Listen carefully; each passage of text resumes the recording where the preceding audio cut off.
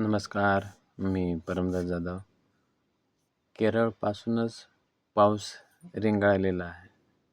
महाराष्ट्रात अजूनही उकाडा कायम आणि आता हवामान विभागाचा मोठा इशारा. 2 ते 6 जून दरम्यान पावसाची ही शक्यता आहे. पण दुसरीकडे अल निनोचा मोठा धोका समोर आलेला आहे. यंदा मान्सून उशिरा येणार का?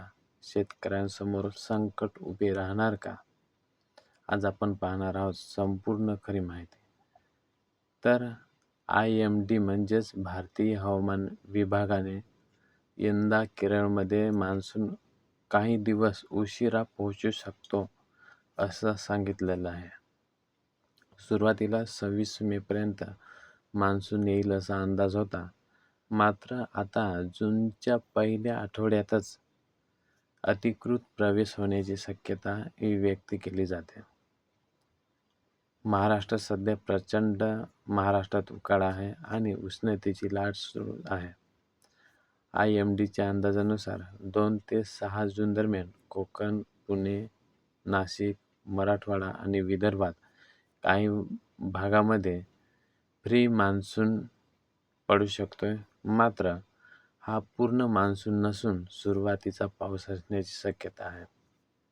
हवामान तज्ज्ञांच्या मते यंदा अल निनो सक्रिय होण्याची शक्यता खूप जास्त आहे.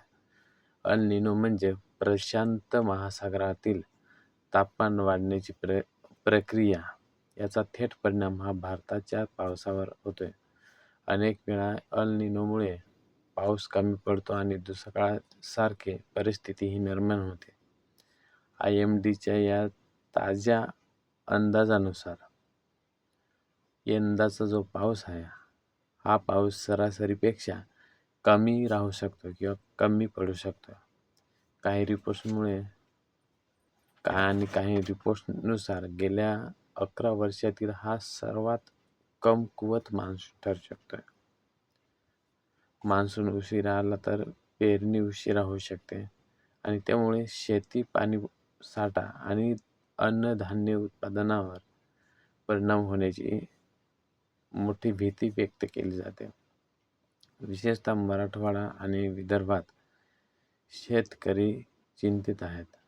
तर मित्रांनो, यंदाचा पाऊस नेमका कसा असेल हे पुढच्या काही दिवसात आपल्याला स्पष्ट होणार आहे. पण अल निनो आणि उशिरा मान्सून यामुळे चिंता नक्कीच वाढलेली आहे.